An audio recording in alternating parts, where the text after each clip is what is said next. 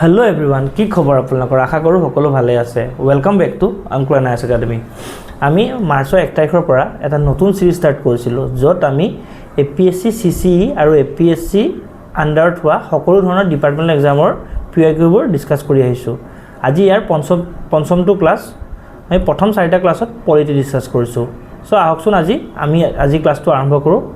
আজি মই Assam history question এটা লৈ আহিছোঁ পলিটো আমি বহুতে কৰিলো নহয় জানো আৰু ভৱিষ্যতো পলিটি বহুতখিনি কৰিম কাৰণ পলিটি সবতছে বেছি কনসেপচুৱেল কোৱেশ্চন আহে কিন্তু ষ্টিল সদায় পলিটি কৰি থকাতকৈ আজি ভাবিলোঁ কি আসাম হিষ্ট্ৰি কোৱেশ্চন এটা লৈ আহোঁ সো আহকচোন আমি কোৱেশ্চনটো চাওঁ কোৱেশ্চনটো আছে এই কোৱেশ্চনটো আহিছে এপিএসসি সিসিই 2022 চনত আহিছিলে ঠিক আছে এপিএসসি সিসিই 2022 চনত ঠিক আছে নে সো আহকচোন আমি কোৱেশ্চনটো পঢ়ো arrange the following anti British uprisings in chronological order Number 1 Patharughat uprising, number 2 Fuloguri uprising, number 3 Rongya uprising. So সুধিছে কি মানে এই তিনিখন যে uprising হৈছে এই তিনিখন obviously আমাৰ আসামত হৈছিল নহয় জানো ব্ৰিটিছৰ এগেইনষ্টত হৈছিল এটা সুধিছে কি এই তিনিখনৰ ক্ৰনলজিক্যালি আমাক মিলাব দিছে প্ৰথম কোনখন হৈছিল সেকেন্ড কোনখন হৈছিল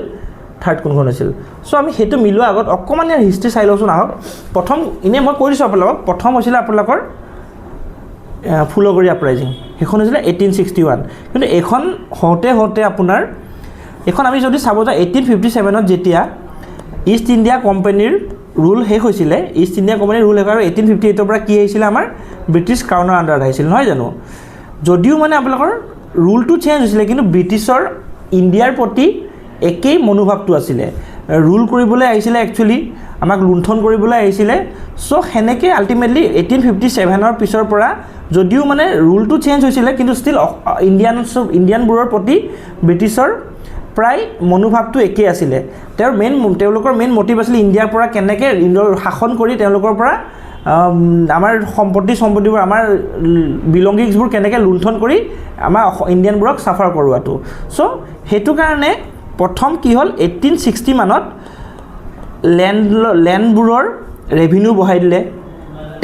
টেক্সবোৰ হাই কৰালে ঠিক আছে কি কৰিলে ল্যান্ডৰ ৰেভিনিউ বঢ়ালে টেক্স হাই কৰালে আৰু 1860 ত কি কৰিছিল অপিয়ামৰ খেতি বেন কৰি দিছিলে কি কৰিছিল অপিয়ামৰ খেতি বেন কৰিছিলে আৰু যেহেতু 1861 ত ফুলগৰি আপৰাইজিং হৈছিলে ফুলগৰিখন হ'ল একচুয়ালি নগাঁৱৰ পৰা 15-20 কিলোমিটাৰ দূৰত আৰু তাত ম্যাক্সিমাম তিৱা মানুহখিনি আছিল আৰু তেওঁলোকে অপিয়াম বহুত খাইছিলে ঠিক আছে সো ব্ৰিটিছৰ এগেইনষ্টত হেতু এটা খুব আছিল লগতে এটা ৰিউমাৰ ওলাইছিল যে কি টেক্স আমাৰ অসমীয়া মানুহে তামোল পাণ খাই ভাল পায় তামোল পাণতো টেক্স লগাব বুলি এটা ৰিউমাৰ ওলাইছিল সো হেনেকে যেতিয়া ৰিউমাৰবোৰ ওলালে লগতে অপিয়ামৰ খেতি বন্ধ কৰিলে তেতিয়া হেতু সময়ত বৰকে হৈছিল ৰাইজ মেল কি হৈছিল ৰাইজ মেলত কি হৈছিল বিশেষকৈ ৰাইজ মেলবোৰত এনেকুৱা হয় আমাৰ লোকেল মানুহবিলাকে বহি সোসাইটিখনৰ কথা পাতিছিল মিটিং আমি আজিকালৰ যোনটো ধৰক মিটিং তেতিয়া হেতু আমাৰ ৰাইজ মেল বুলি কৈছিল ৰাইজ মেলত মানুহখিনি বহি পেলাই ধৰিলক ক'ত কি হৈছে সমস্যাবোৰৰ সমাধান কৰিব চেষ্টা কৰিছিল মানে টু এ সাৰ্টেন এক্সটেন্ট পঞ্চায়তৰ নিচিনা আছিল জাস্ট এটো ধৰিলক ৰাইজ মেল বুলি কৈছিল যাৰ আমাৰ সোশ্যাল ইস্যুজবোৰ আছিল কেনেকুৱা ধৰণৰ প্ৰবলেম চলি আছে কেনেকৈ ধৰিলক সেই সময়ৰ গাঁওবোৰ কেনেকৈ ইমপ্ৰুভ কৰিব পাৰি সেইবিলাক ধৰণৰ কথা আছিল সো এই ৰাইজ মেলবোৰতে ব্ৰিটিছৰ এগেইনষ্টত খুববোৰ লাহেকে মানুহবিলাকে উলিয়াব ধৰিলে আৰু আলটিমেটলি হেতুৰ সবতছে মেইন দেখা পোৱা যায় 1861 ৰ ফুলগুৰি আপৰাইজিঙত কি হৈছিল তেতিয়া মানে মানুহবিলাকৰ ব্ৰিটিছৰ প্ৰতি ইমানে বেছি খুব হৈ গ'ল যে তেতিয়া কি হ'ল তেওঁলোকে গুট খাই পেলাই কি কৰিলে এজন ব্ৰিটিছৰ অফিচিয়েল আছিল লেফটেনেণ্ট সিংগাৰ বুলি তেওঁ লাঠি দি কুবাই মাৰি পেলালে ঠিক আছে নে সো আহকচোন আমি ফুলগুৰি ধাবাটো আমি এবাৰ এই পিডিএফটোত পঢ়ি লওঁ 1861 ত হৈছিলে ক'ত হৈছিলে নগাঁও ডিষ্ট্ৰিক্টত হৈছিলে ঠিক আছে নে ক'ত হৈছে নগাঁও ডিষ্ট্ৰিক্টত ঠিক আছে নগাঁও ডিষ্ট্ৰিক্টত হৈছে তাৰপিছত ৰিজনটো কি আছিল ban of opium cultivation and rumours of new tax on betel and nut কৈছিল যে মই আপোনাক আমাৰ অসমীয়া মানুহে তামোল পাণ খাই ভাল পাইছিলে হেতু বেন হ'ব বুলি বহুত বেছি ৰিউমাৰ ওলাইছিল সো মানুহবিলাকৰ মানে বহুত খুবটো মানে বহিঃপ্ৰকাশ ঘটিলে আৰু মানুহবিলাকে লাষ্টত উপায় নাপায় মানে ব্ৰিটিছৰ এগেইনষ্টত ৰিভল্ট আপৰাইজিংটো ষ্টাৰ্ট কৰিলে আৰু লিড কোনে কৰিছিল জানে এজন আমাৰ অসমীয়া আছিল নামটো আছিল জাতি কলিতা এই ফুলগুৰি আপৰাইজিংটো লিড কৰা মানুহজনৰ নাম হ'ল জাতি কলিতা তেওঁ আপৰাইজিংটো আৰম্ভ কৰিছিলে তাৰপিছত ৰাইট মেল পাতিলে তাৰপিছত এই লেফটেনেণ্ট ছিংগাৰজনক কোবাই মাৰি পেলালে ঠিক আছেনে এইটো আছিল আমাৰ অসমত ব্ৰিটিছ আপৰাইজিঙৰ এগেইনষ্টত পেজেণ্টবোৰৰ প্ৰথম মানে কি বোলে প্ৰথম আপৰাইজিং মই কৈছোঁ আকৌ ফুলগুৰিৰ আপৰাইজিংখনেই হ'ল আমাৰ পেজেণ্টবোৰৰ ব্ৰিটিছৰ এগেইনষ্টত প্ৰথম আপৰাইজিং তাৰপিছত কি আহিল জানেনে তাৰপিছত আহিল ৰঙিয়া আপৰাইজিং ৰঙিয়া ক'ত আছে ৰঙিয়া আছে কামৰূপ ডিষ্ট্ৰিক্টত কি হৈছিলে তাতো কি হৈছে ব্ৰিটিছে কি কৰিছিল লেণ্ড ৰেভিনিউ 70 পৰা 80% বঢ়াই দিছিলে চ' ৰাইজ মেলৰ থ্ৰু দি মানুহবিলাকে এইবিলাকতো অলৰেডি খুব চলিয়ে থাকে ব্ৰিটিছৰ এগেইনষ্টত যদিহে এনেকুৱা এটা ডিচিজন লয় যোনবিলাক ডিচিজনত ধৰি লওক চৰকাৰ ব্ৰিটিছে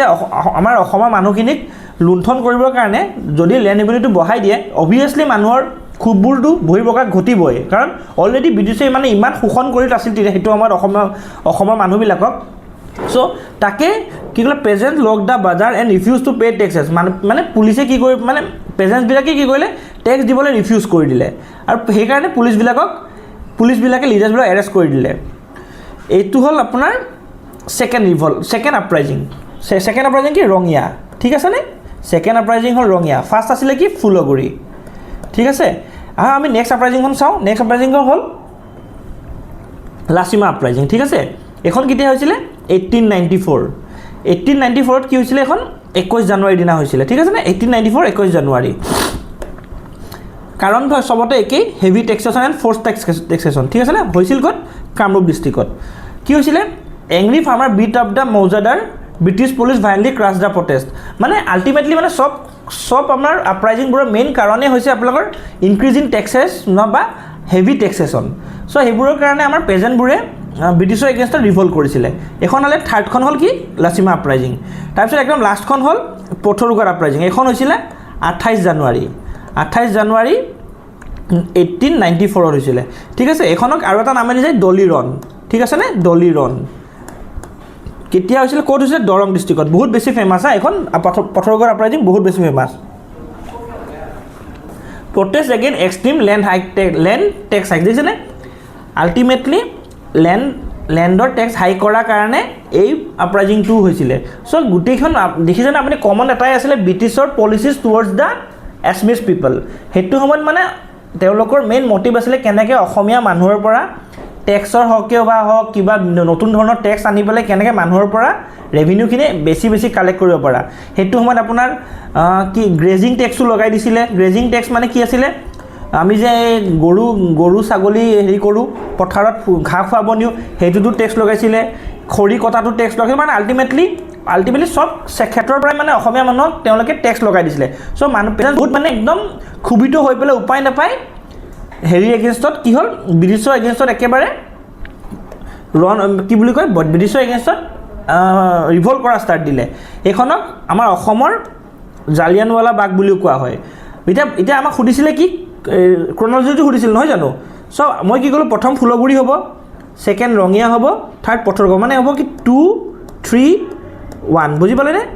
2, 3, 1 অপশ্যন বি হ'ব ইয়াত বাৰু হেৰিখন দিয়া নাই আপোনাৰ পথৰুঘাট ফুলগুৰি ৰঙিয়া ইয়াত লাচিমাখন দিয়া নাই ষ্টিল লাচিমাখন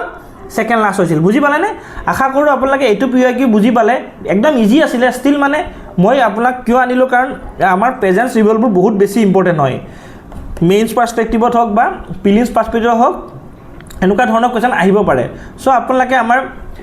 এইবিলাক কি কয় আপৰাইজিংবোৰ ৰিলেশ্যনবোৰ কিয় হৈছিলে ৰিভল্টবোৰ কিয় হৈছিলে আপোনালোকে ভালকৈ জানি ল'ব চ' আপোনালোকৰ এক্সামৰ কাৰণে অসুবিধা নহয় ঠিক আছে ভিডিঅ'টো ইমানতে সামৰিছোঁ ধন্যবাদ